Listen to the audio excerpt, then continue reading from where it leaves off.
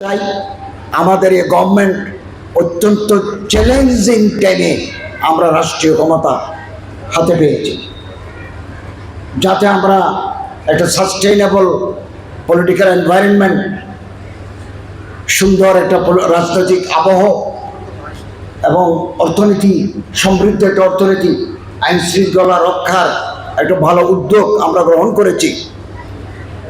এটা উত্তরণ ঘটাতে না পারলে তাহলে দেশ আরও বেশি চ্যালেঞ্জের মুখে পড়বে। আমি আপনাদের সহযোগিতা কামনা করছি, পরামর্শ কামনা করি, দোয়া কামনা করি। আপনারা কিছু দাবি দিয়েছেন আমার কাছে, কিছু আমার মন্ত্রণালয়ের বাইরে, আমার এখতিয়ারের বাইরে, যেগুলো আমার এখতিয়ারে আছে আমি আপ্রাণ চেষ্টা করব আপনাদের এই মেসেজগুলো ঊর্ধ্বতন কর্তৃপক্ষের কাছে আমি পৌঁছে দেব।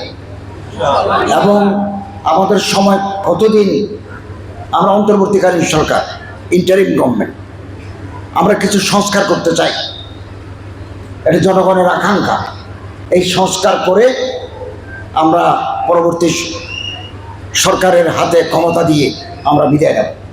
এই সময় যেগুলো হাতে আছে অল্প সময়, এগুলো জনকল্যাণ, ইসলামের বর্তারি, উখুওয়াতে ইসলামী,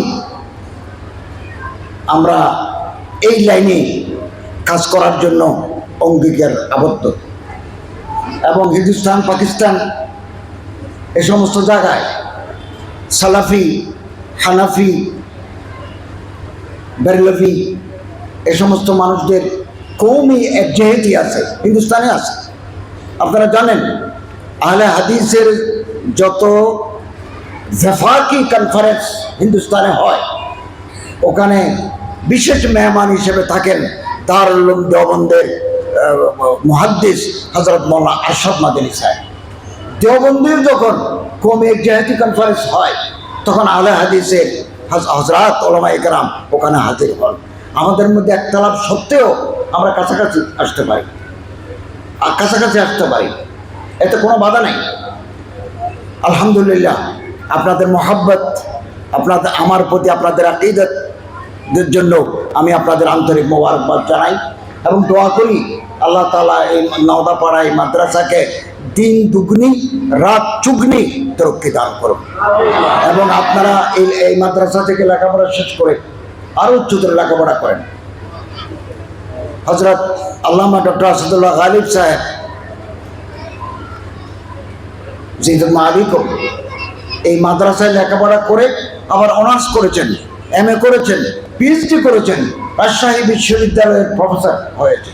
আমরাও একসময় মাদ্রাসায় শিক্ষকতা করেছি, এরপরে আমি ইন্টারন্যাশনাল ইসলামিক ইউনিভার্সিটির প্রফেসরই করেছি, কলেজে শিক্ষকতা করেছি।